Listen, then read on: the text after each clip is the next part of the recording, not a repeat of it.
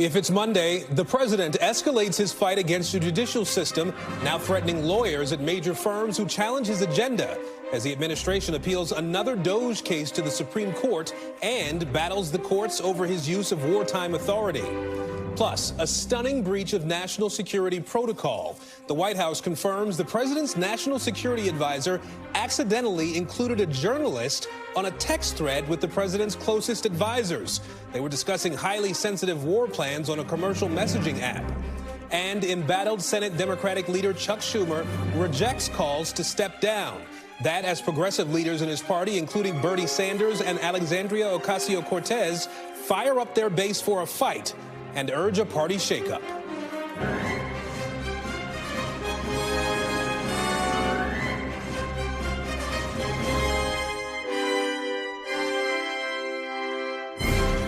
Welcome to Meet the Press Now. I'm Aaron Gilchrist in Washington, and we begin with the breaking news as the White House's fight with the judiciary is once again front and center. This afternoon, the administration was back in court justifying the president's use of wartime powers under the Alien Enemies Act to deport alleged gang members without due process. Those arguments coming as it appealed a federal judge's ruling halting its use of those powers and as the president and his team continue to personally attack the judge. In a hearing before a three-judge appeals court, the Trump administration argued that the president has the authority to use that 18th century wartime law to deport migrants he says are part of an invasion. But the administration faced major pushback from the judges about how it determined those migrants sent to El Salvador were actually members of a transnational Venezuelan gang. Here's one example. There were plane loads of people. There were no procedures in place to notify people. Nazis got better treatment under the Alien Enemy Act than has happened here, where the proclamation required the promulgation of regulations, and they had hearing boards before people were removed. And yet here there's nothing in there about hearing boards, there's no regulations, and nothing was adopted by the agency officials that were administering this. People weren't given notice, they weren't told where they were going, and they were given, those people on those planes on that Saturday had no opportunity to file habeas or any type of action to challenge the removal under the AEA. And like you've agreed that 2 of those airplanes, people were removed under the AEA. Now, a Department of Homeland Security spokesperson, meanwhile, confirms to NBC News that on Wednesday, DHS Secretary Courtney will visit El Salvador's super prison, where some of those alleged gang members who were deported under the Alien Enemies Act are being held. This comes after a White House memo issued late Friday instructed Nome and Attorney General Pam Bondi to go after lawyers who the administration claims are bringing frivolous cases against it. Bondi also says the Supreme Court will ultimately get the Alien Enemies Act case as she and other administration officials continue to attack the federal judge who blocked their use of that law, and she vowed to continue deportation efforts. These judges are out of control. We are going to fight back, and we are going to win. And the Supreme Court will be ready to hear these cases. You know, again, these are federal district judges who are trying to control our nation's agenda. I don't care what that judges think as far as this case. We're going to continue to arrest public safety threats and national security threats. We're going to continue to deport them from the United States. And all of this as the administration is now also asking the Supreme Court to overturn a separate federal judge's ruling that halted its firing of thousands of federal workers. NBC News White House correspondent Von Hilliard joins me now. Also with us, NBC News senior Homeland Security correspondent Julia Ainsley and NBC News legal affairs reporter Gary Grumback. In just a moment, we'll be joined by NBC News legal analyst Danny Savalos as well. Gary, I'll start with you here. We're sort of looking at 2 legal tracks with this Alien Enemies Act case, right? There's the merits of the case, the merits of the act itself, and then whether the administration violated the judge's order that blocked its ability to use the act a couple of weekends ago. Talk to us about the purpose of today's hearing. Yeah, the Trump administration defiance is really just a sideshow to all of this. What we heard today was almost 2 hours of appeals court hearings where the government is trying to tell the appeals court and get the appeals court to stay Judge James Boasberg's order where he blocked the deportation of Venezuelans under the Alien Enemies Act. Act. Two things really stuck out to me today. First is the level of concern that the Venezuelans did not get their day in court. That is something that was really important to Judge Millett. She kept saying, and she said, quote, Nazis got better treatment under the Alien Enemies Act. What she's referring to, of course, is just the ability to then appear before a court and say, hey, I am not part of the TDA, the gang, or perhaps they are, and then they, of course, would get deported underneath that act. The other part I thought was very interesting was this venue issue that they kept talking about, whether or not D.C. in a district court was the right place to have this case be held. Perhaps it should be held in Texas, and perhaps it should be held under something called habeas, which is when a petition that's filed in court by a prisoner saying, should or should I not be detained? All right, so still a lot of questions to deal with here.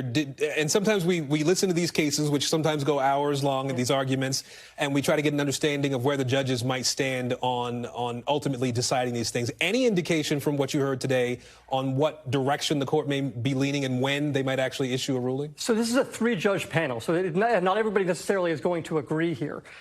Judge Millett certainly seemed like she was willing to not allow the government to have a stay of Judge Boasberg's ruling. Judge Walker, he's a Trump appointee. He did seem willing to want to allow the government to have a stay. Judge Henderson is the third judge here. Karen Henderson, she did not ask a single question during the entirety of the 2-hour hearing, so she is certainly the wild card in this case. All right, somebody to watch. All three of them are something to watch. Let me turn to Danny Savalos here, joining us now. So, Danny, if the appeals court does reject the Trump administration's appeal in this case, help us understand what may happen next.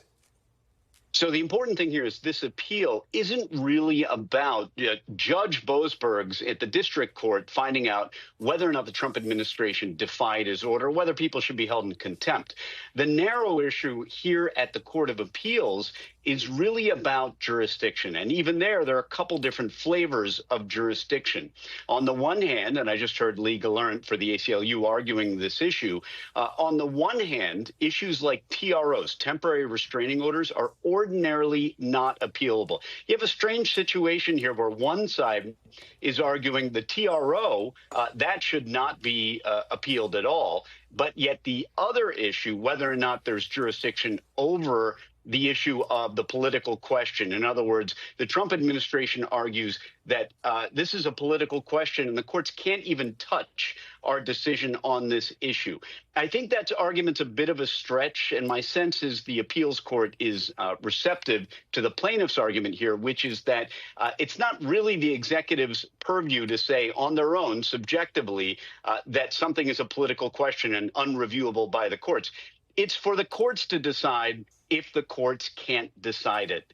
And that, I think, ultimately may carry the day. So, Vaughn Hilliard, let me bring you back in here. We've talked, obviously, about how the government lawyers are handling this case at this point. The political players in the Trump administration really are not backing down from some of the messaging that we've been hearing about this case in particular, right? Correct. And you have seen the likes of Tom Homan, Kristi Noem, Pam Bondi, the Attorney General, as well as the president himself, gone out publicly and talked about the case. And in so many ways, this is the type of campaign that they ran in 2024, pushing back on the judiciary. And as the president himself last week suggested that these, particularly Judge Boasberg, is a bad judge, and noted that he's not elected. Of course, that's not how the federal judicial system works. That is the independence and the separation of the judicial branch and the ability of a judge to act and ultimately make decisions without a fear of being voted out by the electorate. And that is where you have seen the president and his cabinet allies try to still make the case to the public at large that they are simply trying to root out gang criminals in the United States that are here undocumented, and that it is the judiciary that it is getting in the way of their ability to do so. All right, Julia, let me ask you. We know the Trump administration has been a little vague about details about how it knows that the people who were deported are actually members of this gang that we've been talking about. Any more insight, any new details about that? Yeah, I think that was what was so striking, Aaron, is how little detail the Trump administration even seems to know about who is in prison, who they sent to that CICOT prison in El Salvador. Previously, when we've heard questions like that from Judge Boasberg, we've thought that it's because it might be secret, that they don't want to detail all of that. They've even thought about arguing state secrets. But not only were they not able to say exactly how they established that all of these people were part of the Tren de Aragua gang, but they weren't even sure how many of them had final orders of removal. If the judge had already ordered them to be deported, they could have been deported as just part of normal immigration process. Of course, it's unusual to send them to this prison, but they wouldn't have had to use that Alien Enemies Act to deport them. The reason they were using that was to try to circumvent the normal process and be able to, quote, summarily deport a whole group like you would, say, a foreign nationality if we're at war with that government. So we didn't get a lot of detail on that. But something I know even from reporting on TDA, since it started becoming a problem last summer, is it can be really hard to connect people and figure out exactly who's part of this gang. A lot of people could be victims of this gang. They could owe them money because they brought them across the border. They're very large in smuggling networks. And other people could have temporarily worked for them in order to get some money, but not be a big part of the hierarchy. So it can be hard to discern. Some of the tattoos might connect them. Some of the tattoos might not. Danny, let me ask you, as we sort of look down the road here, who has the legal authority right now over the alleged gang members we're talking about here who are being held in El Salvador? Could the court order them returned to the United States at this point? Possibly. I mean, there are a couple different, you're asking about two different courts right now. There's a proceeding in district court and then the appeals court. But I think it's important to note that even the challengers have said that there may be no barrier to seizing these individuals and deporting them, removing them through the ordinary removal process. This is not the ordinary removal process. This is the invocation of the Alien Enemies Act. And that is really what's at issue here. In the district court, it's about whether or not the Trump administration openly defied the court's order. At the appeals court, it's really the more legal issue, maybe the more important issue of whether or not this truly is a political question, one that the judiciary, the Article 3 branch, cannot touch because it is solely within the discretion of Article 2, the executive branch. So that is going to be a critical decision here for the appeals court on this issue of jurisdiction, not contempt. That really is for the lower court. And Vaughn, we also understand that Homeland Security Secretary Kristi Noem is scheduled to visit El Salvador's prison, this super prison we've been talking about, later this week. What have you been able to learn about that trip? Of reported abuses and a mass number of individuals incarcerated in one cell at a time. There is still a lot unknown. It's not clear whether Secretary Noem, to the extent that she is going to get a tour of this facility and have an understanding of what those abuses exactly look like and the extent to which those more than 300 Venezuelans or purported Venezuelans who the U.S. has deported to the El Salvadorian prison are being cared for. This is going to be the first of 3 stops for her on her Central America tour. She's going to be meeting with the president of Colombia as well as the president of Mexico, according to an aide to Secretary Noem. But for the secretary, this is a notable first trip here, and one in which she is seeking to highlight the relationship between the United States and the president of El Salvador, who allowed for these deportations to take place in exchange for a certain sum of money, but one that could potentially be used going into the future. And Julia, I know you're also tracking this trip the secretary is going to take and the broader deportation operations that this administration is going to continue with. Yes, and as we know, they could continue to deport people to this prison even while there's a temporary restraining order on the Alien Enemies Act if they can prove that they have final orders of removal. Something that came to mind, though, when Vaughn was talking is the moment when Noem was picked as Homeland Security Secretary. It was a really unusual pick. And something I heard from someone then during the transition was Trump liked the fact that in her book she highlighted that she shot her dog, the one that she considered untrainable, and he thought that showed she was tough. So if we're expecting a Secretary of Homeland Security to go down there and see the conditions and have a change of heart, I think really the point of this trip is to show the exact opposite. All right, Gary, let me turn to you. We are looking at a couple of different cases here as well, right? There's another case where the Supreme Court is being asked to block a ruling to reinstate the fired federal employees that we've been talking about. What's your understanding of that? What's the scope of that request? Yeah, so there's a number of these very similar cases. This one's out of the Northern District of California,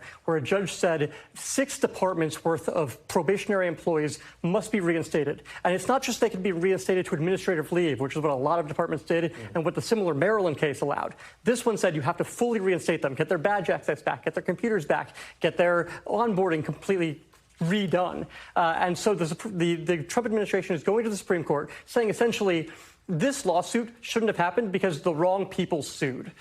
Basically, a bunch of unions for federal workers sued, whereas in Maryland, it was actual states that were actually harmed, actually impacted by the federal workers losing their jobs. In this case, they're saying it was the wrong jurisdiction, it was the wrong people to sue in this case. So they'll get a chance to argue and then a decision, but it could be a while. The Supreme Court will have to, first of all, either approve or deny this application that they brought to the Supreme Court, and then they will have to schedule a hearing on this where both sides will get their day in court. All right, Danny Cevallos, I want to switch gears with you a little bit here, too, to a different aspect of the Trump administration's fight with the judiciary. The White House, we know, is telling the Attorney General to go after lawyers and law firms that bring what it calls frivolous lawsuits against the government.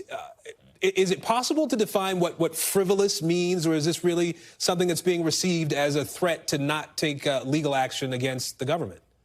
Yeah, most lawyers who do litigation have been involved. Well, maybe not many have been involved in actual frivolous litigation, but virtually all of us have received the threat of frivolous litigation. And it usually falls under a rule called Rule 11.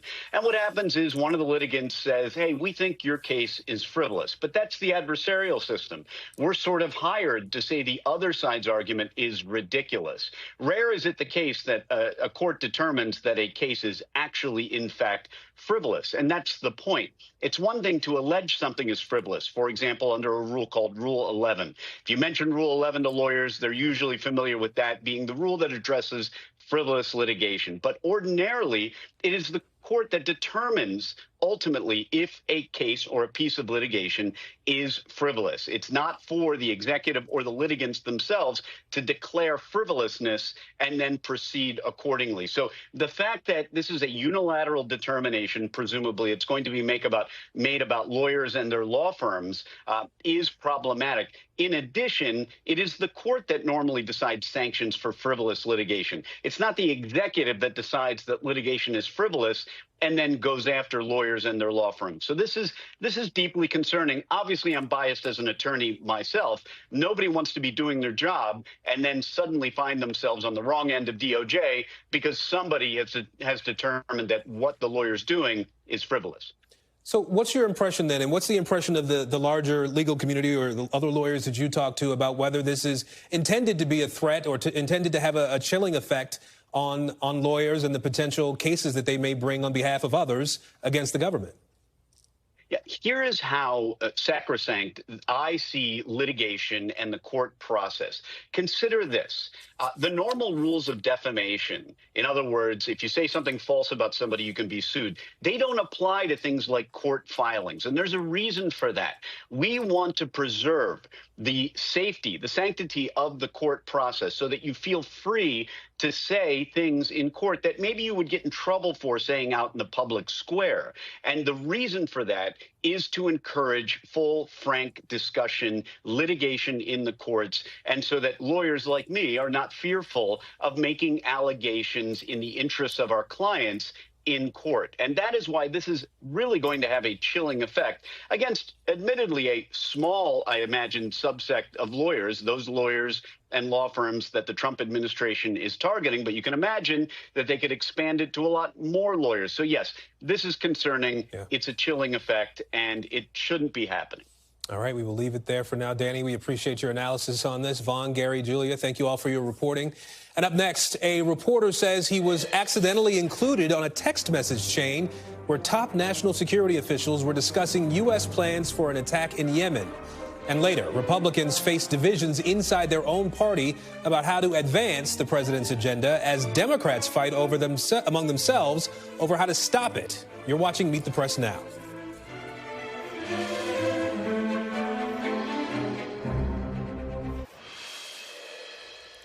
And welcome back. We turn now to a stunning report about an alleged major breach of protocol by the White House National Security Team. The editor-in-chief of The Atlantic says he was inadvertently included in a group chat where top administration officials discussed upcoming military strikes. According to The Atlantic's Jeffrey Goldberg, he was included in what appeared to be a group chat on the messaging app Signal with Vice President J.D. Vance, National Security Advisor Mike Waltz, Defense Secretary Pete Hegseth, and others. Goldberg writes he had strong doubts that the group chat was authentic, and once he concluded that the chat was real, he left the group. According to Goldberg, the chat included discussions about whether it was in the U.S. interest to carry out the strikes on the Houthis in Yemen, as well as details about targets and weapons packages. The White House National Security Council appeared to confirm the veracity of the messages in a statement, while also saying that there was no threat to national security. Earlier today, at an event at the White House, President Trump said he was not aware of the report. Joining me now is NBC News senior national security correspondent Courtney Kube. Courtney, the reaction on Capitol Hill has been pretty swift to this. The top Democrat on the Senate Armed Services Committee said that if the report is true, it represents, quote, one of the most egregious failures of operational security and common sense he's ever seen. From a security standpoint, what's your understanding of whether this is a violation of the law? It absolutely is, if it in fact played out the way that it did. Now, here's the one caveat that we have. Jeffrey Goldberg, he withheld information that he was concerned would be classified and would involve sources, methods, operational planning, military movements and placement of military troops and assets and things. He withheld all of that. But if in fact the information is classified, as he says in this article, and it was transmitted on an unclassified system, in this case a commercial system, then that would most likely break the law. Now, again, not knowing the exact content, it's hard for me to say with 100% certainty, but most likely it would. What we have to point out here is just how unbelievably uncommon this is for top national security officials not to be communicated on Signal. There could be planning a meeting. Hey, everyone, jump on this call, whatever it is. That could occur on Signal. But the actual transmission of information that could put U.S. troops' lives in danger and that could expose information about planning for an imminent military operation. Discussing that on an unclassified server is, I don't want to say unprecedented because we don't know what we don't know here, Aaron, but it is extremely uncommon. And then there's a piece of this reporting that, assuming that these messages are real, that Vice President J.D. Vance appeared to be opposed to these strikes. Put that into some perspective for us.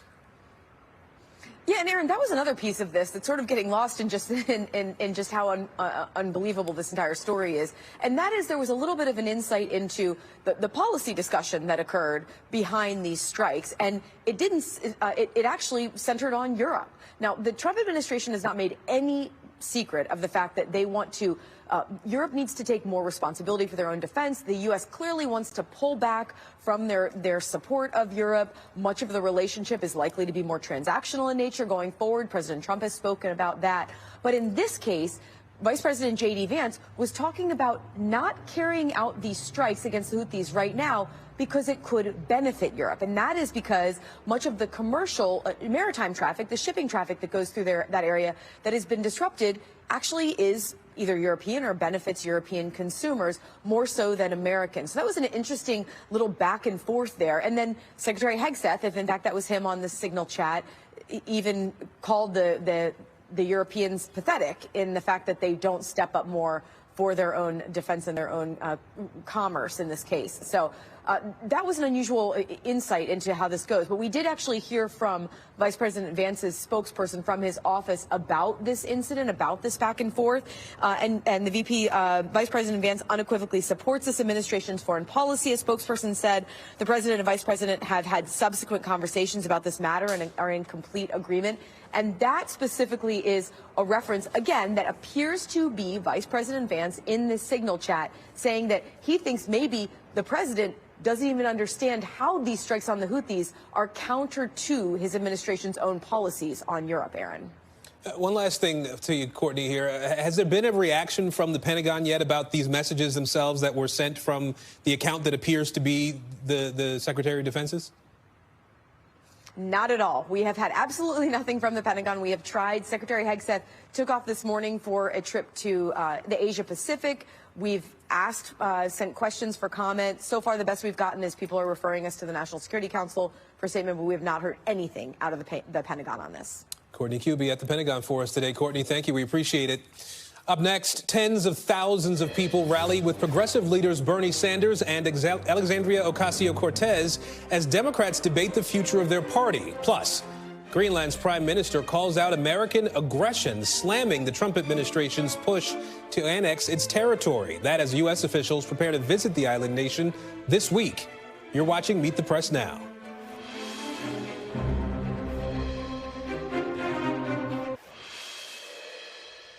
Lawmakers are back in Washington after a week-long recess, and both parties have their work cut out for them.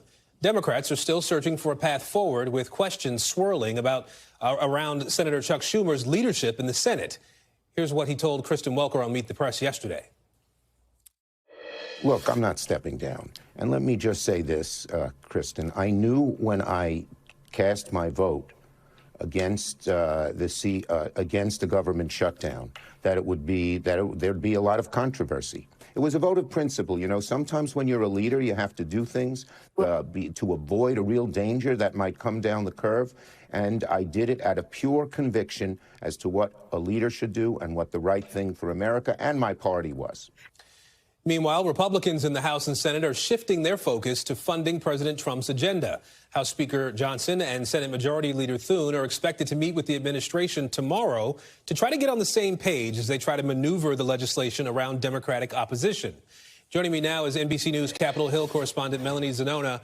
So, Mel, lawmakers are back in Washington, we know, after they heard from their constituents who are frustrated in some cases around the country. If we start with the Democrats here, is it clear yet what their strategy might look like going forward? Well, the Democratic Party is still sharply divided over a strategy, but the pressure is growing, particularly on the Democratic leadership, to try to fight back harder against President Donald Trump and use all of their leverage points here in Washington. That was the message loud and clear throughout Democratic town halls all across the country last week, including at some of these rallies out west involving AOC and Senator Bernie Sanders, some of which I attended. And these events were just drawing massive crowds. People were really fired up. And so Democrats do see an opportunity to try to really tap into that grassroots movement and try to channel that anger into action. But it is still an open question of how best they're going to do that and who is the best to do that, given that there is no clear leader in the Democratic Party right now, Aaron. And then the Republicans are turning their attention to the reconciliation process, trying to pass the president's agenda. What are the big hurdles there? Are the House and Senate Republicans on the same page with that? Yeah, Republicans are entering a critical stretch for this reconciliation process, which, again, it's a budget tool, a fast-track maneuver that allows them to only pass bills with a simple majority in the Senate, so they don't need Democratic votes. But what that means is they need near unanimous agreement amongst Republicans in order to get this done. And right now, the House and Senate just aren't on the same page. At issue is that fiscal hawks, particularly in the House, they want to see really steep federal spending cuts to the government. But more moderate and vulnerable Republicans want to protect social safety net programs, which many of their own constituents rely on. And another issue is whether and how to make Donald Trump's tax cuts permanent, which could be very expensive to make that all work. But Speaker Mike Johnson is insisting they're going to get there. Take a listen. We are one team. There is no daylight between us. I know the media is trying to portray this as some sort of big dispute. It's not. We have tremendous respect. I have tremendous respect for the senators over there, Republican senators, who are trying to do the same job that we are, and that is deliver on the America First agenda. The reconciliation process, that one big beautiful bill is the way that we will do it. Now, GOP leaders will head to the White House tomorrow for a meeting where they are hoping to get everyone on the same page. But even Speaker Mike Johnson acknowledged that his initial timeline of passing a final product by Easter is likely going to slip. And Mel, there's also the Elon factor in all this that we still have to be thinking about as we move forward. Of course, a point of conversation that we'll save for another day. Melanie Zanona on the Hill for us. We appreciate it. Thank you. Meanwhile, far outside Capitol Hill, Democrats are seeing a much-needed burst of enthusiasm and energy from inside the party. Vermont Senator Bernie Sanders and New York Congresswoman Alexandria Ocasio-Cortez drew some huge crowds in recent days, attacking what they say is a growing oligarchy while rallying out west. We are witnessing an oligarchy in America. When those with the most economic, political, and technological power destroy the public good to enrich themselves. We will not allow America to become an oligarchy. This nation was built by working people. Now, the huge crowds prompting questions about whether Senator Sanders might be gearing up for another run for president. But the 83-year-old Vermonter brushed aside questions about his future during an interview over the weekend. Right now, I'm Vermont senator. That's what I do, and I'm very happy to do it. I am 83 years of age, and I'm tired. Now on set, Nicholas Wu, congressional reporter for Politico, Megan Hayes, former special assistant to President Biden, and Rob Bluey, president and executive editor of the Daily Signal. Nicholas, for a party that we've been told doesn't have a leader, or some people doesn't have a leader, we look at Bernie Sanders and AOC out there drawing what are arguably huge crowds. That's what they are arguing. How big a deal are these big crowds? Well, I think what we're seeing from those two figures is their very unique talent to draw a grassroots crowd in a way that most other figures in the Democratic Party simply can't. I mean, those are folks whose power really comes from outside the building rather than inside the building. And then as for the questions about their political futures, Senator Sanders has kind of indicated that this could be his last term in the Senate. He might probably won't run for president again. But there's a lot of questions about what AOC will do next and whether that translates into a Senate run or otherwise. As you think about what we're seeing in these crowds, though, the size of these crowds, is this more of an ideological thing or a tactical thing that we're seeing play out? You have these two leaders who arguably have the same messaging or ideology as some in their houses of Congress, but perhaps their message about fighting back is something that's different? Democrats I've talked to indicate that there's really a desire among the party, particularly their base, for fighters of some kind. Not necessarily in terms of differences in ideology with leadership, but more just in tactics. And in some ways, it's reminiscent of what we saw from Republicans during past Democratic administrations, where you saw a real demand from the Republican base for folks who would stand up to Obama or Biden. And now we're seeing that really play out among Democrats in real time. So, Megan, we heard from Bernie Sanders there. We look at him, obviously somebody who's been able to jazz up crowds for a long time, but he is 83 years old. He's probably not going to run for president again. Did you see AOC's presence as sort of a passing of the torch to have her and Bernie Sanders in these sorts of settings together? Sure. I think that, to your point, they energize a base and they energize a certain specific version of the Democratic Party, but I'm not sure that's where the whole Democratic Party is. And I think that they have their place, and it's great that they're out there and they elicit interesting conversations and it gets people excited and energized. But I'm not necessarily sure that's what's going to win elections, nationwide elections, as we look to who's going to run for president in 2028. I do not think Bernie Sanders will run for president in 2028, but I do think it is important to have them out there on the stump. But if you were advising a Buttigieg or a Pritzker for 2028, how would you advise them to run against an AOC potentially? I would tell them to move to the middle where the rest of the country is and where most of the country wants to talk about the economy and actual issues that impact their wallets and impact their kitchen table issues, as we like to say here in Washington, is what I would advise them to be out there talking about. And Rob, as we think about the potential next presidential election cycle, we know that President Trump has been a part of the cycle for 3 cycles now, and at least as far as the Constitution is concerned, he won't be involved in another cycle. So who has the bigger challenge among the Republicans in trying to motivate voters when there's not a Donald Trump factor really at play? That's a big question, because as Nicholas mentioned, the two figures that we've been talking about, AOC and Bernie Sanders, are similar in that they have those big personalities, and it seems that voters are attracted to them. J.D. Vance, I think, has some work to do to establish himself as the front runner. He won the CPAC straw poll, so he's on his way. But J.D. Vance has something unique that I think you heard both Bernie Sanders and AOC talking about, and that is the appeal to working class voters. He himself, through his own upbringing, I think will naturally be appealing to that group and talking about those kitchen table issues. Nicholas, I want to ask you about some of your reporting on your beat in particular. We know President Trump came out in favor of impeaching federal judges that have blocked some of the things that he's been trying to do over the last several months here. How big an appetite is there on the Hill for that action, for the idea of impeaching judges? There's a lot of appetite among very conservative, kind of firebrand Republicans for trying to impeach judges, but not enough to get that over the finish line. It's the kind of thing where 0 Democrats would vote for that, and there's a lot of hesitancy among Republicans, and it's something that even Speaker Johnson has acknowledged might not necessarily have the votes to get through. Now, the question for Republican leaders, though, is how much of a headache that hardliners could make for them as they try to get this, these legislative items through with a very narrow majority. Rob, I'm curious your perspective on this idea of impeaching judges. The president talking about it over and over again. We're seeing his social posts about it. Can a Speaker Johnson say no, just flat out no? Well, he can do a couple of things. I mean, depending on whether it's a privilege resolution or whether it's not, I mean, he could just send this to a committee and have it probably die there. But, Aaron, I think the more important tack that Congress can do is something that Senator Mike Lee has announced that he's planning to do, and that's introduce legislation that curtails these nationwide or universal injunctions. I would rather see Republicans in Congress focus on that aspect because there actually is some bipartisan appeal. Joe Biden, his administration in January, asked the Supreme Court to rule on this as well. So I think that presidents have been frustrated that a single district court judge is able to impose law nationwide, whereas in the past they just focused very narrowly on their own district.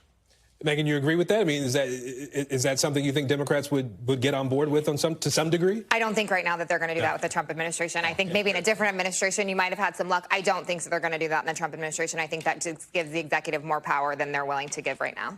I want to put up an op-ed, Megan, from a longtime conservative judge, Michael Luttig. Judge Boasberg, he writes, doesn't want to assume the role of president. The president wants to assume the role of judge. If Mr. Trump continues to attempt to usurp the authority of the courts, the battle will be joined, and it will be up to the Supreme Court, Congress, and the American people to step forward and say enough. So where do you think this is going? Is there a point at which you think the White House is just particularly wrong on this issue? I mean, I think that they're wrong that we have three co-equal branches of government and they're each going to do what they want to do. I think it is unprecedented that the Chief Justice put out a statement last week saying, do not use us as a pawn in your game. We are not going to be part of this. And I do think if it goes to the Supreme Court, it will not go in Donald Trump's favor. And I think that will be incredibly embarrassing to him. Is that a gamble that you think Republicans, that you think this president is willing to take? I do. I mean, let's face it. Conservatives have a majority on the court, so I think that this should ultimately be decided. Now, John Roberts and Amy Coney Barrett on a previous case, though, did not rule in the direction that the president would have liked them to. So, I mean, there's always a risk there, Aaron, and I think that that's something they need to be mindful of. At the same time, I think that we are living in unprecedented times, and the fact that there are 130 lawsuits that this administration has faced. So there are battles across this country in the courthouse. And Nicholas, we had another cabinet meeting today where we got a little bit of video from that. We were able to hear the president speak and several cabinet secretaries. The idea was that they went around the room and talked about the cuts that they're making, the spending changes that they're making, pledged their support to President Trump in his efforts to shrink the government, to shrink budgets. We're 2 months into this administration now. Is the White House struggling to sell this message to the American people at all? Is that some of what we're seeing play out as folks sort of weigh in on what's happening? That's certainly a dynamic that we're seeing play out, especially over these past few weeks as Republican lawmakers went back home and did town halls. Certainly there's some controversy over the makeup of these town halls and who is doing the protesting, but certainly members are seeing a backlash back home against a lot of these cuts. And so the question now for the Trump administration is how you market those.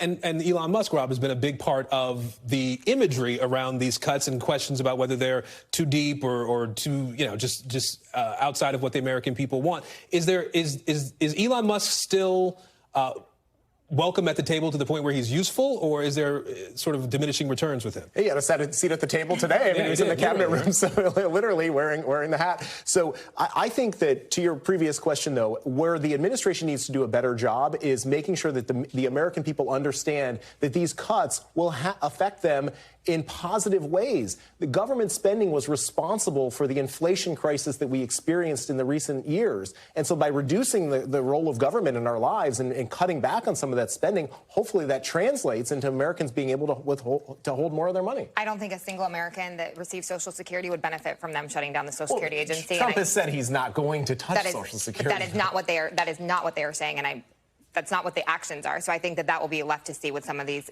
other programs like Medicaid and Social Security. We're out of time, but it sort of raises the point, is perception reality? If people out in middle America think that it's possible that Social Security could go away, does it matter whether it actually doesn't happen in the short term? A question for another day. I just throw it out there. We'll try it again later. Nicholas, Megan, and Rob, thank you all. Up next, the U.S. and Russia holds key talks about the war in Ukraine amid the fallout from comments by a key Trump envoy publicly defending Vladimir Putin. You're watching Meet the Press Now.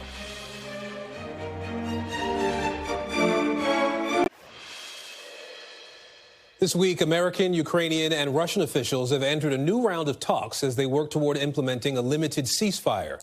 Yesterday, U.S. officials met with the Ukrainian delegation in Saudi Arabia and followed up on that meeting with technical talks with Russian officials today. The latest round of shuttle diplomacy comes on the heels of the agreement reached last week between Russia and Ukraine to halt strikes on energy infrastructure. U.S. Special Envoy Steve Witkoff raised some eyebrows in an interview this weekend when he said that he doesn't regard Putin as a, quote, bad guy. Witkoff said he was optimistic that, quote, real progress could be made in these talks, saying he believes Putin's motives may have changed. Now, I've been asked my opinion. So about what President Putin's motives are on a larger scale. And I simply have said that I just don't see that he wants to take all of Europe. This is a much different situation than it was in World War II. In World War II, there was no NATO. So you have countries that are armed there. To me, it just does, I take him at his word in this sense. So, and I think the Europeans are beginning to come to that belief, too. Despite that, there are no signs that Russia's assault on Ukraine is slowing down. For 2 consecutive nights, Russia launched waves of drones into Ukraine. On Sunday, Russia launched almost 150 drones into that country, killing 3 people, including a father and his 5-year-old daughter, according to Ukraine's president. And overnight, Russia launched another 99 drones, injuring at least 1 person. We turn now to the Middle East, where the Israel-Hamas war appears to have reached a grim new milestone. That, as the Hamas-run Palestinian Health Ministry says, the death toll in Gaza has surpassed 50,000 since the start of the war. Since the recent ceasefire between Israel and Hamas collapsed, Israel has renewed its offensive on multiple fronts, launching strikes on the Gaza Strip as well as on Hezbollah targets in Lebanon. NBC News International correspondent Matt Bradley is in Israel and filed this report. Yeah, a bloody milestone over the weekend in the Gaza Strip. More than 50,000 people have now been killed there ever since the October 7th attacks by Hamas that set off this latest round of fighting back in 2023. Now, ever since the Israelis renewed their attacks on the Gaza Strip last week, breaking that ceasefire that had been inked back in late January with a lot of help from the United States, Palestinian health authorities in the Gaza Strip, which is, of course, ruled by Hamas, have said that well more than 700 people have been killed. They said most of them civilians. More than 1,000 people have been injured. And just yesterday, we saw that the Israelis struck the Nasser hospital and killed a high-level Hamas official along with several others. Now, the Israelis said that they were targeting a Hamas official, but this was a man who was in charge of finance for the group. And we've seen this as a pattern over the past week, ever since the Israelis renewed their attacks on the Gaza Strip, striking not just high-level Hamas officials who are working to try to fight the Israelis, but also those who are in charge of internal administration in the Gaza Strip and internal justice, essentially, fighting against other political groups and trying to encourage internal discipline within Hamas. So this is a different set of targets this time around, and a lot of people who are observing this say that this is an effort by the Israelis in order to try to make Hamas's day after ruling of the Gaza Strip much more challenging. And that is a major topic of conversation when we talk about negotiations between the Israelis and Hamas, which are going through various intermediaries. How and who will govern the Gaza Strip after Israel, or if Israel completes its military objectives there? But until all that happens, the main burden of the fighting in the Gaza Strip is still being carried by civilians. Matt Bradley reporting for us in Israel. And coming up, the Democratic Party is eyeing the midterms as their way back into power in Washington, even as some members of the party are eyeing the exits. What it means for the party's path to the majority. That's next. You're watching Meet the Press Now.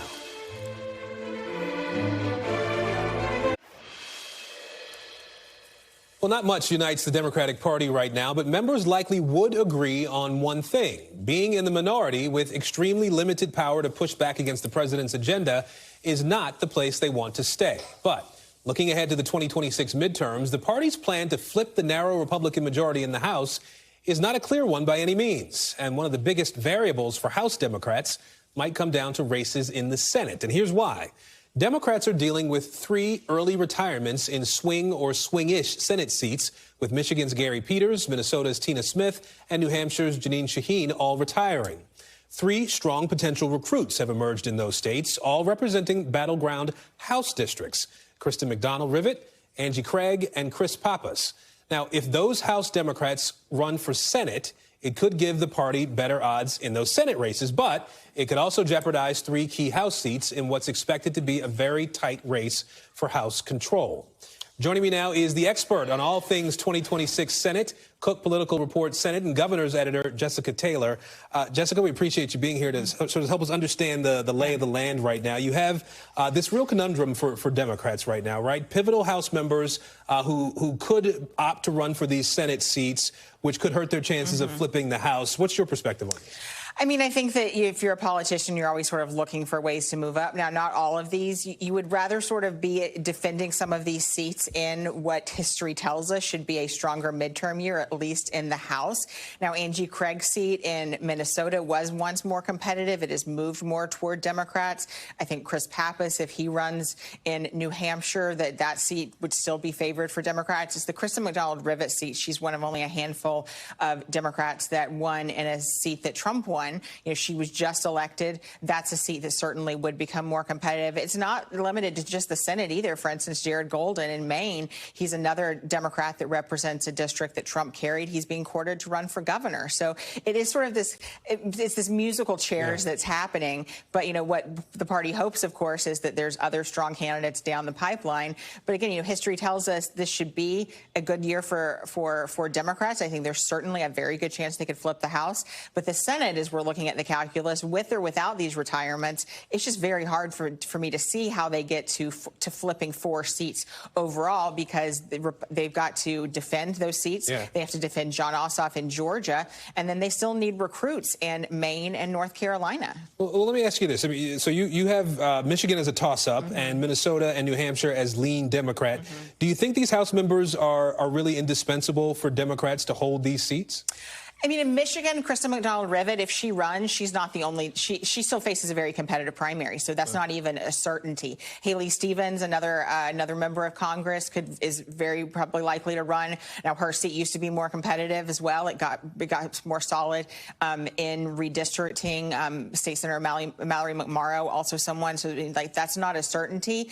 I think Chris Pappas for Democrats, he's probably their strongest candidate there. Angie Craig, if she runs, the Lieutenant Governor Peggy Flanagan has already announced that she's going to run. So these are not certainties. Yeah. But again, I think really it's that, to me, when I look at it, it's that Kristen McDonald-Rivet seat there that really could be the one that is more in jeopardy. The others, I think Democrats would still have a good chance at defending. So you touched on these retirements a little bit here, right? Do you see them as these 3 early retirements we're talking about? Do you see them as coming from a position of weakness or strength for the Democrats? I mean, I think some of them, for instance, Jean Shaheen, I wasn't surprised by. She's approaching 80. You know, I think certainly in both parties there's a continued reckoning of aging politicians. When is it time to sort of bow out to a new generation? Certainly Pappas or Maggie Goodlander, who could also run for that seat, the state's other congresswoman, either in their 30s and 40s, so that would be a new generation. But, you know, Peters and Smith surprised me a little bit more. They're in their 60s, which is basically a spring chicken in the Senate. Peters in particular, because he just led the Democratic Senatorial Campaign Committee for 2 cycles, so he was in charge of recruiting these people. He was the only one that completely took me aback, and I think made it perhaps a little more difficult to defend. Peters is still there in Minnesota. That's still a seat that, you know, a state that Harris carried by much closer. So, you know, that is one I shifted. But Republicans haven't won there in a while. They don't have as much of a bench. So I would kind of rank them. I think Michigan is still, we have that one, as you mentioned, as toss-up. I think that's still the hardest to hold on to. But Democrats are still favored, even in Minnesota and New Hampshire. And again, you would probably rather be defending these seats in what should be a favorable year toward Democrats, but we still don't know what the political environment is going to be like. So you bring up, you mentioned age, right? And we talked to Oregon's Jeff Merkley earlier this month, and he said that he's still making up his mind about another run. After Democrats saw what happened with President Biden, former President Biden, and the age issues in 2024, are they considering retiring because, you know, you look at folks that are in their 70s and 80s as too challenging for the party right now? I mean, I think there's just a push for new blood, really, that, you know, these politicians maybe have sort of overstayed their welcome, that there is sort of a new generation. You know, even senators that have said they're going to run again, like Ed Markey in Massachusetts, is being pushed to sort of reconsider. That would be, you know, these octogenarians. Is it time to sort of step aside? I feel like Congress is the only place where we're sort of shocked when people in their like late 70s and 80s are like, you know, I'm not going to run again or things. You know, I think people should maybe be allowed allowed to enjoy their golden years, but Congress still seems to be the one place where that doesn't happen. But I think this isn't a Republican or a Democratic problem. It's just sort of a politician problem across the board. But, I think that certainly what's happened with Biden, and, we certainly saw Dianne Feinstein, Kay Granger in Texas last cycle. So I think it's a continued push, I think, that we're going to see from both parties. It'll be interesting to watch and see if that becomes more normal as time goes by for these politicians. Jessica, thank you. Thank we you. appreciate you so much. We are back tomorrow with more Meet the Press Now. The news continues with Hallie Jackson right now. Thanks for watching. Stay updated about breaking news and top stories on the NBC News app or follow us on social media.